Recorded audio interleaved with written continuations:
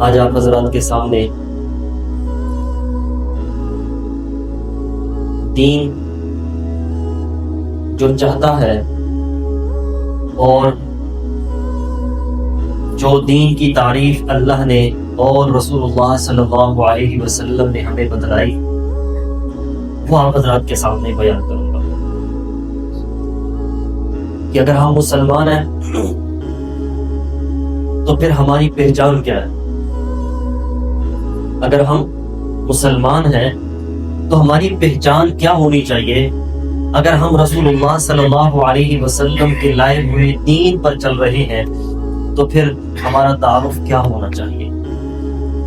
قرآن میں اللہ تبارک و تعالی ارشاد فرماتے ہیں وَأَمَّا مَا يَنْفَعُ النَّاسَ فَيَمْكُثُ فِي الْأَرْضِ. اگر کوئی آدمی لوگوں کو راحت پہنچائے گا، لوگوں کو نفع پہنچائے گا تو اللہ تبارک و تعالیٰ اسے زمین میں قرار ٹھکانہ جگہ عطا فرمائیں گے. یہ تو قرآن کی آیت ہمارے سامنے آ گئی. رسول اللہ صلی اللہ علیہ وسلم کا فرمان الدین النصیحہ، فرمایا دین خیر خواہی کا نام ہے. اس سے معلوم ہوا کہ مسلمانی اور دیندار ہونا اصل اس میں خیر خواہ ہونا. جو مسلمان ہوگا وہ خیر خواہ. یہ ہو نہیں سکتا کہ کوئی مسلمان ہو اور خیر خواہی اس کے اندر نہ ہو. رسول اللہ صلی اللہ علیہ وسلم کا امتی ہو اور اس کے اندر خیر خواہی نہ ہو، یہ ہو نہیں سکتا. یہ دو چیزیں لازم اور ملزوم. جو مسلمان ہے وہ خیر خواہ، جو دیندار ہے وہ خیر خواہ، جو رسول اللہ صلی اللہ علیہ وسلم کا امتی ہے وہ خیر خواہ. یہ ہمارے سامنے ایک تعریف آئی کہ بھئی مسلمان کسے کہتے ہیں، دیندار کسے کہتے ہیں. جس سے معلوم ہوا کہ ہم مسلمان ہیں، حضور علیہ السلام کے دین سے پیار اور محبت کرنے والے ہیں. تو ہماری پہچان اور تعارف کیا ہے، لازم اور ملزوم ہمارے اندر کیا ہے کہ ہمارے اندر خیر خواہی ہو، ہمارے اندر ظلم نہیں ہوگا، ہمارے اندر زیادتی نہیں ہوگی، ہمارے اندر بدخواہی نہیں ہوگی، ہم کسی کے بارے میں برا نہیں سوچ سکتے. یہ لازم اور ملزوم ہے. اور اگر کسی کے اندر یہ چیز نہ ہو پھر اسے فکر کرنی چاہیے کہ یہ ایک لازم اور ملزوم چیز تھی، میرے اندر کیوں نہیں ہے، اسے اپنے اندر پیدا کرنا چاہیے. آپ یہاں سے اندازہ لگائیں کہ اللہ کو خیر خواہی کتنی پسند ہے. پورے قرآن کے اندر آپ دیکھتے ہیں کہ ایک سورت سورہ نمل ہے، ایک سورت سورہ نمل ہے. نمل کہتے ہیں چونٹی. اب بظاہر دیکھا جائے تو چونٹی کیا کام کر سکتی ہے، کس کام آ سکتی ہے، بظاہر اس کی کیا ویلیو ہے. اللہ نے قرآن کی ایک سورت کا نام اس کے اوپر رکھا، پھر اللہ نے چونٹی کا تذکرہ اس کا واقعہ قرآن کے اندر بیان فرمایا. وہ کیا واقعہ ہے؟ اللہ فرماتے ہیں یا ایھا الناس ادخلوا مساکنکم لا یحطمنکم سلیمان وجنودہ وهم لا یشعرون. سلیمان علیہ السلام کا لشکر گزر رہا تھا تو جو چونٹی کی سربراہ تھی چونٹیوں کی، اس نے کہا کہ اپنی اپنی بلوں میں داخل ہو جاؤ، سلیمان علیہ السلام کا لشکر آ رہا ہے، کہیں نہ چاہتے ہوئے انجانے میں آپ کو روند نہ ڈالے، آپ کے اوپر سے گزرے گا، آپ کو رون ڈالے گا، تو لہٰذا بلوں میں داخل ہو. اب یہ اس چونٹی نے کیا کی؟ خیر خواہی کی. اپنی ساری ساتھیوں کے لیے کیا کیا؟ خیر خواہی کا جذبہ رکھا. حالانکہ وہ خود داخل ہو جاتی، اپنے آپ کو بچاتی، لیکن اس نے اپنے ساتھ اپنی ساتھیوں کو بھی آگاہ کیا کہ تم بھی بلوں میں داخل ہو جاؤ ورنہ نقصان پہنچ جائے گا. اب یہ خیر خواہی چونٹی کی ہے، اللہ کو اتنی پسند آئی کہ اللہ نے قرآن کا حصہ بنا دیا، اللہ نے قرآن کی سورت کا نام رکھ دیا. تو یہ بتائیں کہ اگر مسلمان، اگر انسان خیر خواہی کرے گا اللہ کو کتنا پسند آئے گا. یہ تو ایک چونٹی کی خیر خواہی. اگر دیکھا جائے تو ایک چونٹی مر بھی جاتی ہے، دوسری طرف انسان ہے، زمین و آسمان کا فرق ہے. ایک انسان کو بچانا اللہ فرماتے ہیں پوری انسانیت کو بچانا، اور ایک ناحق انسان کا قتل کرنا فرمایا پوری انسانیت کا قتل کرنا. تو انسان کا کیا مقام اور مرتبہ ہے. تو اگر انسان کے ساتھ خیر خواہی کرے گا، آپ اندازہ لگا لیں کہ وہ اللہ کے ہاں کتنا محبوب ہو، اللہ کو کتنا پیار آئے گا اس کے اوپر، اللہ کے ہاں وہ کتنا محبوب ہو. اسی طرح اگر ہم سرکار دو عالم صلی اللہ علیہ وسلم کی زندگی مبارک کو دیکھتے ہیں تو ہمیں یہ خیر خواہی نظر آتی ہے. اب حضور علیہ الصلوۃ والسلام انبیاء کے سردار، معصوم عن الخطا، غلطیوں سے پاک، انبیاء کے سردار، اللہ کے ہاں سب سے زیادہ محبوب۔ پھر آپ ذرا اندازہ لگائیں کہ وہ اپنی زندگی میں ٹینشن کس چیز کی لیتے رہے، تگ و دو کس چیز کی کرتے رہے، اذیتیں کس چیز کی جھیلتے رہے۔ خود تو وہ کیا تھے؟ اللہ کے ہاں مقام اور مرتبہ ان کا پہلے دن سے تھا، پھر انہوں نے ٹینشن کیوں لی؟ وہ جو ان کے پاؤں مبارک لہو لوہان ہوئے تھے وہ کیوں ہوئے؟ کیا ریزن تھی؟ وہ جھگڑا کس چیز کا تھا؟ وہ صرف اور صرف خیر خواہی تھی کہ کوئی انسان جہنم کی آگ میں نہ جلے، بس۔ حضور علیہ السلام کی ٹینشن یہ تھی۔ خود تو وہ جنتی تھے، بلکہ ایسی شخصیت کہ جنت ان پہ رش کرے، لیکن ٹینشن یہ تھی کہ میں تو جنتی ہوں، کوئی بھی انسان ایسا نہ ہو کہ جو جنت سے محروم رہ جائے۔ اس ٹینشن کی وجہ سے، اس فکر کی وجہ سے وہ تو تکلیفیں اٹھا لی۔ ورنہ اگر ویسے ہی دیکھا جائے تو پورا عرب ان کی تعریف کرنے پر مجبور تھا، پورا عرب ان کو مانتا تھا۔ آپ نے پچھلے جمعہ سنا کہ کفار اپنی امانتیں ان کے پاس رکھواتے تھے، اس سے بڑھ کر کوئی اعتماد کا رشتہ ہو سکتا ہے؟ تو پھر وہ اچانک سے مخالف کیوں ہوئے تھے؟ اسی دین کی وجہ سے۔ اور حضور علیہ السلام کیوں ہر ایک تک پہنچانا چاہ رہے تھے؟ تاکہ تمام انسان وہ جنتی بن جائے اور آخرت کی تکلیف سے بچ جائے۔ تو رسول اللہ صلی اللہ علیہ وسلم کے اندر بھی ہمیں یہی چیز ملتی ہے، خیر خواہی۔ اب دوسرے نمبر پر یہ چیز ہمیں نظر آئے گی آپ کے صحابہ کرام کے اندر، کیونکہ آپ کے پہلے شاگرد کون ہیں؟ صحابہ کرام۔ اب آپ ذرا ان کی زندگی اٹھا کر دیکھ لیں۔ حضرت عثمان غنی رضی اللہ تعالیٰ عنہ مدینہ منورہ میں تاجروں میں ان کا شمار ہوا کرتا تھا۔ انہوں نے شام سے ایک تجارتی سامان منگوایا، تقریباً 100 اونٹ پر مشتمل تھا۔ جب وہ پہنچا تو اس وقت اس جنس کا قحط پڑ چکا تھا، وہ چیز شارٹ ہو چکی تھی۔ اب آپ سمجھتے ہیں کہ اگر کوئی چیز مارکیٹ سے شارٹ ہو جائے تو اس کی قیمت آلریڈی بڑھ جاتی۔ جب انسان مجبور ہوتا ہے تو وہ 3 گنا قیمت پر بھی خرید دیتا ہے۔ تو جو چھوٹے چھوٹے تاجر تھے وہ جمع ہو گئے، عثمان غنی رضی اللہ تعالیٰ عنہ سے کہا کہ آپ یہ مال ہمیں لے۔ آپ نے پوچھا کہ کتنے میں خریدو گے؟ تو وہ کہنے لگے ہم 100% پرافٹ دینے کو تیار، مطلب 1000 کی چیز ہے 2000 میں لینے کو تیار۔ آپ نے فرمایا نہیں، اس سے زیادہ۔ انہوں نے کہا 2 گنا لے لیں۔ فرمایا اس سے زیادہ۔ وہ کہنے لگے 3 گنا لے لیں۔ عثمان غنی رضی اللہ تعالیٰ عنہ فرمانے لگے نہیں، میرے پاس ایک ایسا گاہک ہے جو اس مال کو 700 گنا پر خریدنے کے لیے تیار۔ بڑے پریشان ہوئے کہ ایسا کون سا آدمی ہے جو 700 گنا اس کے آپ کو پروفٹ دے دے؟ عثمان غنی رضی اللہ تعالیٰ عنہ کہنے لگے ہاں وہ میرا اللہ ہے۔ میرا اللہ قرآن میں کہتا ہے کہ اگر کوئی آدمی اللہ کے لیے اللہ کے بندوں پہ خرچ کرتا ہے تو ایک چیز کے بدلے اللہ 700 گنا اسے اجر عطا فرماتے ہیں۔ تو لہٰذا اس وقت اللہ کے بندے مجبور ہیں، لہٰذا یہ بیچنا دور کی بات، میں یہ جنس یہ مال غریبوں پر تقسیم کر لیتا ہوں۔ اب آپ اندازہ لگائیں کہ وہ مال جس کی کئی گنا قیمت مل رہی تھی، اب اتنا تو حق تھا نا، وہ کچھ نہ کچھ تو لے لیتے۔ انہوں نے جب دیکھا کہ لوگ مجبور ہیں، پریشان ہیں، انہوں نے بیچنے کی بجائے لوگوں میں تقسیم کر دی۔ اب آپ اندازہ لگائیں کہ اس سے بڑی خیر خواہی کیا ہو سکتی۔ یہ تھا وہ خیر خواہی کا نمونہ جو رسول اللہ صلی اللہ علیہ وسلم کے شاگردوں میں ہمیں نظر آیا۔ اسی طرح حضرت جریر بن عبداللہ رضی اللہ تعالیٰ، یہ حضور علیہ السلام کے صحابی، ایک آدمی ان کو گھوڑا بیچنے کے لیے آیا۔ کتنی قیمت؟ اس نے کہا 300 دینار۔ یہ کہنے لگے کہ اس کی قیمت 300 دینار نہیں زیادہ ہے۔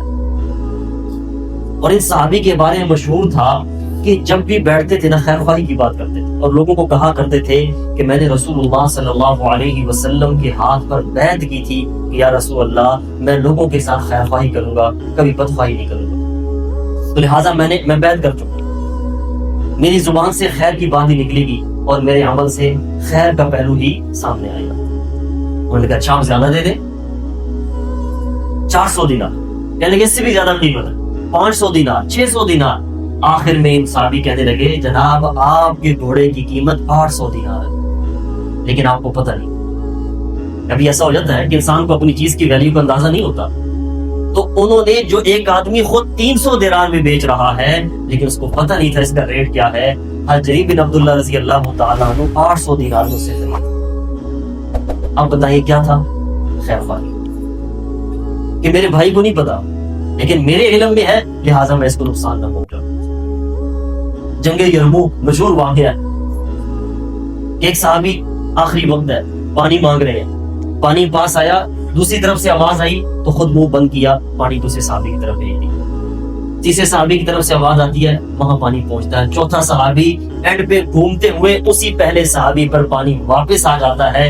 ہر صحابی یہی چاہتا ہے کہ میری خیر ہے، میرا بھائی پیاسا، یہ پانی اس تک پہنچتا ہے۔ اب یہ تھا رسول اللہ صلی اللہ علیہ وسلم کا دیا ہوا سبق۔ یہ صحابہ کرام کے اندر کیا تھی؟ خیر خواہی۔ بظاہر ہمیں یہ دیوانے نظر آئیں گے لیکن یقین جانی یہ تربیت تھی رسول اللہ صلی اللہ علیہ وسلم۔ اس کے بعد آپ نیچے آ جائیں، یہ تو صحابہ کرام، جو صحابہ کرام کے شاگرد تھے ان کا کیا عالم؟ امام اعظم ابو حنیفہ رحمہ اللہ، یہ بھی وقت کے تاجر تھے، اللہ نے علم اور فقاہت بھی عطا فرمائی تھی، اتنے بڑے فقیہ تھے کہ وقت کے امام اعظم کہلائے۔ اور مزے کی بات یہ کہ انہوں نے خود نام نہیں لگایا امام اعظم کا، یہ امت نے اجماعی طور پر ان کو لقب دیا تھا امام اعظم۔ اب یہ کون ہے؟ یہ صحابہ کرام کے شاگرد۔ یہ کون ہے؟ تابعی۔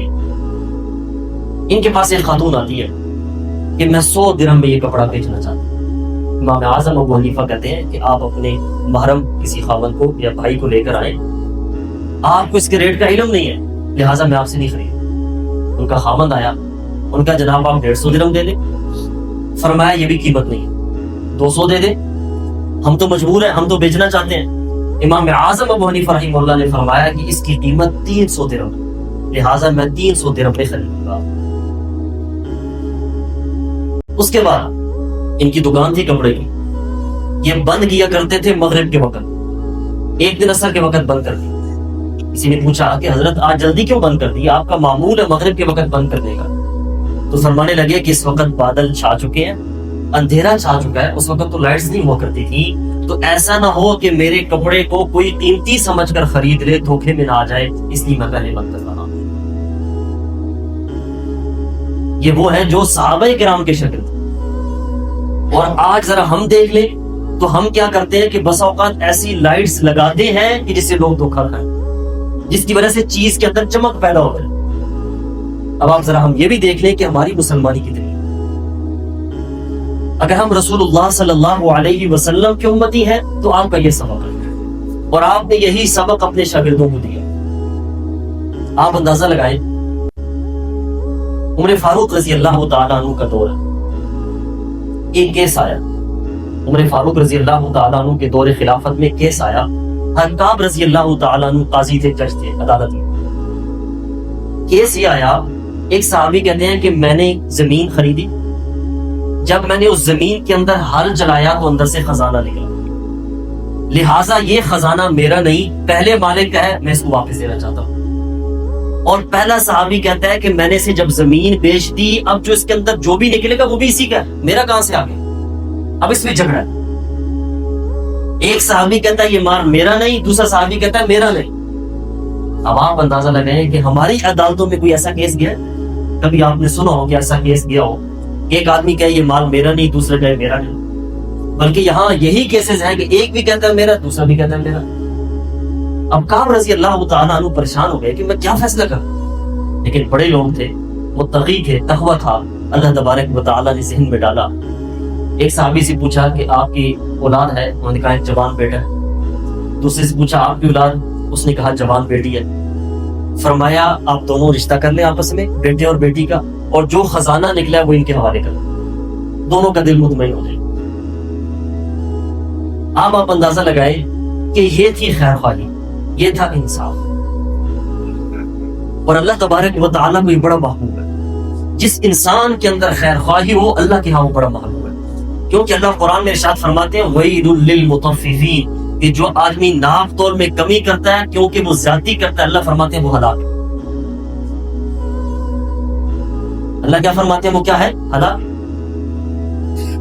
اللہ فرماتے ہیں کہ وہ خود جب لیتا ہے تو چاہتا ہے کہ میں پورا پورا لوں، لیکن جب بیچنے لگتا ہے تو لوگوں کو دھوکہ دیتا ہے، نقصان دیتا ہے، فرمایا اس کام سے کوئی تعلق نہیں۔ سرکار دو عالم صلی اللہ علیہ وسلم نے فرمایا من غش فلیس منی، کہ جو کسی کو دھوکہ دے وہ ہم میں سے نہیں ہے۔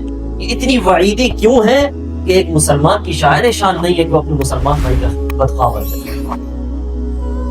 یہ لوگوں کے حقوق کے ساتھ تعلق رکھتے ہیں، لہٰذا یہ بات ذہن میں رکھیے، عبادات اپنی جگہ پہ، معاملات کی بھی پوچھ ہوگی، اور وہ بڑے اہم چیز ہے جس سے ہم آج دور ہو چکے۔ آج ہر بندہ زیادہ سے زیادہ سوچتا ہے نماز پڑھ لی کافی ہے، باقی جو معاملات ہیں وہ ہمارے اپنے ہیں۔ ایک مسلمان کی شاعر شان یہ نہیں، ایک مسلمان ہے نا، اس کی زبان بھی مسلمان ہوتی ہے، اس کی آنکھیں بھی مسلمان ہے، اس کا دل بھی مسلمان ہے۔ اس کی آنکھیں غیر محرم کی طرف نہیں ہوتی، اس کی زبان سے جھوٹ، وعدہ خلافی، بری بات نہیں نکلے گی، اس کے دل کے اندر کسی کی بدخواہی نہیں آئے گی، کسی کے ساتھ ظلم کرنے کا وہ سوچ بھی نہیں سکے گا۔ یہ کیا ہے؟ یہ ہے مسلمان۔ اور اگر یہ چیزیں ہمارے اندر نہیں ہیں تو پھر مسلمانی کس چیز کی؟ ہمارے معاملات کہاں کھڑے؟ ہر آدمی دوسرے پر ظلم کرنا اپنا حق سمجھے، بلکہ اب تو یہ بات مشہور ہے کہ اچھا وہی ہے جسے موقع نہ ملے۔ کیوں؟ اس لیے کہ اچھے لوگ بہت کم رہ گئے۔ اب ایسے لوگ بہت کم ہیں کہ جو لوگوں کا فائدہ سوچے، لوگوں کے ساتھ خیرخواہی کرے، بلکہ اب تو زیادہ لوگ یہی ہیں، زیادہ سوچ اور مائنڈ یہی سیٹ ہو چکا ہے کہ بھئی جو آئے وہ لے لو جیسے بھی۔ حالانکہ رسول اللہ صلی اللہ علیہ وسلم نے ہمارے سامنے جو دین کو ڈیفائن کیا وہ کیا ہے؟ خیرخواہی۔ یہ حضور علیہ السلام نے ڈیفینیشن بیان کی ہے، کسی انسان کی نہیں ہے، اللہ کی ہے، رسول اللہ صلی اللہ علیہ وسلم کی ہے۔ اگر یہ چیزیں ہمارے اندر نہیں ہیں پھر ہمیں سوچنا چاہیے۔ یاد رکھیے ہمارا کاروبار بھی مسلمانوں والا ہونا چاہیے، ہمارے معاملات مسلمانوں والے ہونے چاہیے۔ اور رہی یہ بات، ہم کیا سوچتے ہیں کسی کو دھوکہ دیں گے تو کیا ہوگا؟ 4 پیسے زیادہ کما لیں گے۔ آج تک ہمیں یہ بات سمجھ نہیں آئی کہ ہمیں کثرت طلب کرنی چاہیے، برکت طلب کرنی چاہیے۔ رسول اللہ صلی اللہ علیہ وسلم پوری زندگی مبارک میں ہمیں یہی تو بات سمجھا کر گئے کہ میرے امتیوں اللہ سے برکت مانگنا، برکت، کثرت کی طرف نہ جانا۔ آج ہمیں یہ بات سمجھ نہیں آتی، ہماری سوچ یہی ہے کہ کثرت کثرت، اس کثرت کی ٹینشن میں ہم کیا کرتے ہیں، اپنے آپ کو کھپاتے بھی ہیں، اور یہی وجہ ہے کہ بس اوقات ہم حلال حرام کی تمیز بھی ختم کر دیں۔ یاد رکھیے کثرت اگر حرام کا ہے اس کے اندر بالکل برکت نہیں ہو، اور اگر حلال ہے اس کے اندر بہت زیادہ برکت ہو۔ آج ہر آدمی پریشان، مارکیٹ میں چلے جائیں ہر آدمی پریشان، جو خریدنے والا ہے وہ چاہتا ہے پیسے دیے بغیر میں لے لوں، اور جو دینے والا ہے وہ چاہتا ہے پیسے لے لوں چیز نہ دوں۔ یہ مسلمان کی شان شان تو۔ اور پھر ہر کاروبار کرنے والا پریشان ہے، کیونکہ مارکیٹ سے ہمارا تعلق ہے، ہر بندہ پریشان ہے۔ وہ کیا کہتا ہے کہ بھئی ہم اپنا کاروبار کر رہے ہیں، اپنا کاروبار کرتے ہوئے ہم محفوظ نہیں آ۔ ایک عہدے پر فائز ہے، وہ آ کر زبردستی ہم سے رشوت لیتے، اور وہ رشوت لینا اپنا حق سمجھتا، وہاں سے آگے چیز زبردستی فری میں لے کے جائے گا، آدھے پیسے دے گا، ہم اس سے پورے پیسے مانگ نہیں سکتے کیونکہ ہمیں نقصان پہنچائے گا، ہم آواز بلند نہیں کر سکتے، ہمارا کاروبار تباہ ہو جائے گا۔ اگر یہ ظلم کا بازار گرم ہے تو پھر ہماری مسلمانی کیا ہے؟ اگر یہ ہماری سوچ ہے کہ ہمیں کوئی عہدہ مل جائے اور ہم لوگوں پر ظلم کرنا اپنا حق سمجھتے ہیں، تو یاد رکھیے اللہ کے ہاں پھر ہماری بہت بڑی ہوگا۔ آج اگر ہم حضور علیہ السلام کی امت کو تکلیف پہنچائیں گے، اذیت پہنچائیں گے، تو پھر پکڑ بھی بڑی ہوگی۔ ظلم نہ کرے گا۔ اگر اللہ نے ہمیں کہیں عزت دی ہے، کوئی عہدہ دیا ہے، اس کا غلط استعمال نہ کرے۔ حضور علیہ السلام کی امت یہ ان کی بڑی شان ہے، اور کسی کی مجبوری کا ہم غلط فائدہ نہ اٹھائیں۔ ہمیں حضور علیہ السلام نے یہ نہیں سکھایا کہ اگر کوئی مجبور ہے اس کی مجبوری سے غلط فائدہ اٹھایا جائے۔ آج یہ کاروبار کرنے والے مجبور ہیں، کیا کریں؟ رشوت نہیں دیں گے کاروبار نہیں کر سکتے،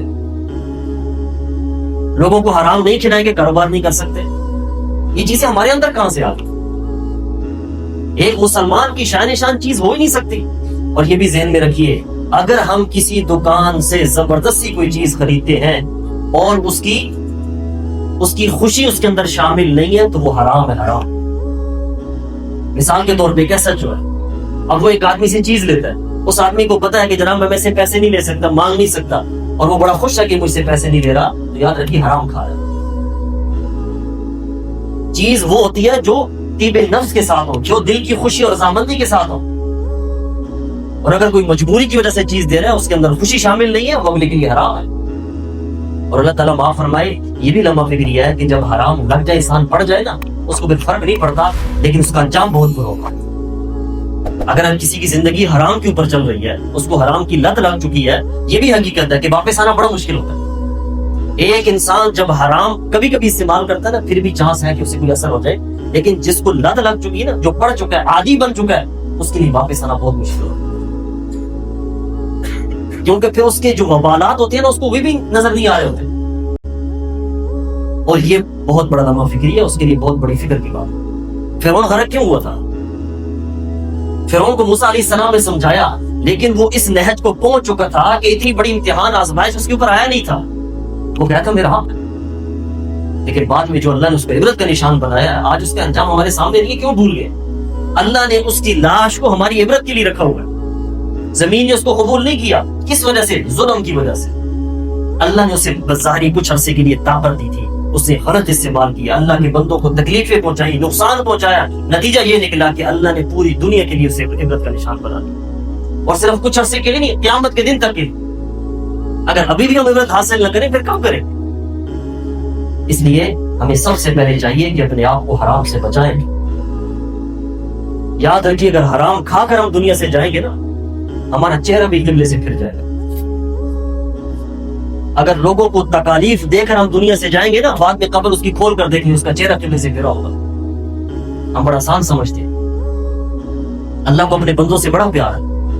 اللہ اس لیے تو نہیں کہتے اللہ کو 70 ماؤں سے زیادہ اللہ پیار کرنے والا ہے، تو اللہ اپنے بندے کا دکھ اور تکلیف سمجھتے ہیں. اللہ کو یہ برداشت نہیں ہے کہ اللہ کے بندے کوئی تکلیف پہنچائے، نقصان پہنچائے. اور جو پہنچاتا ہے، یاد رکھیے پھر اللہ تبارک و تعالیٰ کی پکڑ میں ضرور آتا ہے. اس لیے یاد رکھیے، کثرت کو چھوڑ دیجیے. یہ کثرت کی ٹینشن میں ہم اکثر حرام کی طرف جاتے ہیں. حلال حرام کی تمیز کثرت میں ختم ہوتی ہے. آپ کثرت کو چھوڑ کے اللہ سے برکت مانگے، برکت کی طرف آئے، آپ دیکھیں کتنی برکت ہوتی. اور یہ حقیقت ہے، آج بھی ایسے لوگ موجود ہیں جو تھوڑے پہ گزارا کر رہے ہیں. آپ ان سے پوچھے ہوگا کہ وہ خوشحال زندگی گزار رہے ہیں، کمال کی زندگی گزار رہے ہیں. میں اپنا واقعہ اگر بیان کروں بطور سبق دے، آپ اس کو پوزیٹیو لیں. ایک مولوی کی تنخواہ کتنی ہوتی ہے؟ کتنی ہوتی ہے؟ 25 سے 30 ہزار. میری تنخواہ 30 ہزار. کتنی ہے؟ 30 ہزار. اور الحمدللہ تقریباً 3 سال سے 30 ہزار چل رہی. اب اس دوران مہنگائی کے کتنے طوفان ہے، 30 چل رہی. اللہ کے فضل و کرم سے ایک دن بھی ایسا نہیں آیا کہ روٹی کم کھا کر سوئے. ایک دن بھی ایسا نہیں آیا کہ رزق کی وجہ سے کبھی پریشانی آئی. اگر گنتی کو دیکھا جائے تو پھر تو بندے کو پریشان ہی رہنا چاہیے. لیکن میں یقین جانے ایمانداری سے کہوں، ایک دن بھی ایسا نہیں آیا کہ کبھی رزق کے حوالے سے پریشانی آئی. آپ ہماری رہائش گاہیں دے لیں، یہ آپ کے واش روم سے اچھے، لیکن یقین جانیے اتنی میٹھی نیند آتی ہے، اتنی میٹھی نیند کہ ہمیں 15 گھنٹے بھی سونے کو مل جائے نا، الحمدللہ سکون کی نیند. تو ہم اکثر حرام کی طرف جاتے کیوں ہیں؟ کثرت کی وجہ سے، اپنے لائف سٹائل کو بہتر کرنے کے لیے، بڑا کرنے کے لیے. یاد رکھیے، سکون سے پھر بھی محروم رہ جاتے. تو سکون اللہ نے کثرت میں نہیں رکھا اور بڑے گھر میں نہیں رکھا، اللہ نے سکون ایمانداری کے اندر. اللہ قرآن میں ارشاد فرماتے ہیں، جب اللہ نے ہجرت کا حکم دیا تو ظاہر بات ہے اللہ نے کہا کہ مکہ چھوڑیں اور مدینہ چلیں. اب مدینہ جانا بظاہر تو مشکل تھا، کاروبار صحابہ کرام کا یہاں تھا، گھر بار یہاں تھا، وہاں کہاں جائیں؟ کچھ بھی نہیں ہے وہاں، اجنبیت ہے. تو اللہ فرماتے ہیں کہ میں اگر کیڑوں کو رزق دے رہا ہوں جو اپنا رزق اٹھا نہیں سکتے، تو اے امت محمدی آپ کو نہیں دوں گا؟ یہ اللہ نے قرآن میں صحابہ کرام کو کہا کہ میں ان کو رزق دے رہا ہوں جو کیڑے اپنا رزق اٹھا نہیں سکتے، تو میں امت محمدیہ کو چھوڑ دوں گا؟ تو لہٰذا اللہ سے ہمیشہ کیا مانگے؟ برکت. اس کا فائدہ یہ ہوگا، جتنا کم ہو نا انسان کے بعد، مرنا آسان ہوتا. آپ نوٹ کر لیں، جتنا انسان کے پاس کثرت ہوگی نا، اس وقت ہر وقت یہی ٹینشن لگی رہے گی کہ میری موت نہ آئے. ابھی تو میں نے کچھ اور کرنا ہے، ابھی تو میں نے جو جمع کیا اس سے فائدہ اٹھانا ہے، یہی ٹینشن لگی رہے گی. موت آ جانی ہے، بعد میں نفع کس نے اٹھانا؟ بعد والوں نے اٹھانا ہے، جن کو ہمارے لیے دعا کرنے کا وقت بھی نہیں ہوگا، ان کے پاس ٹائم بھی نہیں ہوگا. قبر پہ آنے کے لیے وقت نہیں ہوگا. جن کے لیے ہم نے حلال حرام کی تمیز ختم کی تھی, جن کے لیے ہم نے اللہ اور رسول سے جنگ کی تھی, وہ ایسے بے وفا ہوں گے کہ ہمارے قبر پہ آنے کے لیے ان کے پاس وقت نہیں ہوگا. تو ہم کیوں ایسا کریں؟ ہم اپنی اولاد کی ٹینشن لیتے ہیں. بھائی اولاد ہمیں کس نے کھلایا؟ اللہ نے کھلایا, ان کو بھی اللہ کھلائے گا. ہاں محنت کوشش جاری رکھیں, محنت کرتے رہے, لیکن ٹینشن میں نہ پڑے, کیونکہ رزق آپ کی محنت سے نہیں آنا, اللہ سے. ہم سمجھتے ہیں کہ ہم محنت کریں گے, ہم کوشش کریں گے, پھر ہی رزق ملنا ہے, اور رزق اللہ نے دینا ہے. ہاں اتنا ہے کہ ہم نے کوشش کرنی, اللہ نے اس کا مکلف بنایا, باقی اللہ پہ چھوڑ دے. کام آئے زیادہ ہے, کیونکہ جب ہم کہہ دیں نا ہماری محنت ہے, تو پھر محنت کے مطابق نہیں ملے گا, پریشان ہو جائیں گے, رات کو نیند نہیں آئے گی. پھر رات کو نیند نہیں آئے گی. انسان کہتا ہے میں نے پڑھا اتنا ہے, میں نے محنت اتنی کی ہے, اتنا مجھے مل رہا ہے. تو اگر اس کے ذہن میں یہ ہوگا نا اللہ دے رہا ہے, اللہ اگر اتنا دے رہا ہے میں اس پر خوش ہوں, سکون کی نیند ہے, اور اللہ اسی کو زیادہ بنا ہے. ہم یقین کر کے دیکھیں تو صحیح. آج صرف اور صرف اللہ کا یقین کی کمی ہے. ہم یقین کر کے دیکھ لیں, ہماری زندگی پر سکون ہو جائے, یہ ٹینشنیں ختم ہو جائیں. کیوں ٹینشنیں ہم نے پالی؟ آج یقین مانے بہت سارے گھروں کی لڑائیاں ہیں صرف اور صرف ناسمجھی کی وجہ سے. ورنہ جو رسول اللہ صلی اللہ علیہ وسلم کی تعلیمات ہیں, آج ظلم بھی ختم ہو, آج زیادتی بھی ختم ہو, کوئی کسی کے لیے بدخواہ نہ ہو, اور گھریلو جھگڑے بھی ختم ہو جائیں, سکون ہو جائے.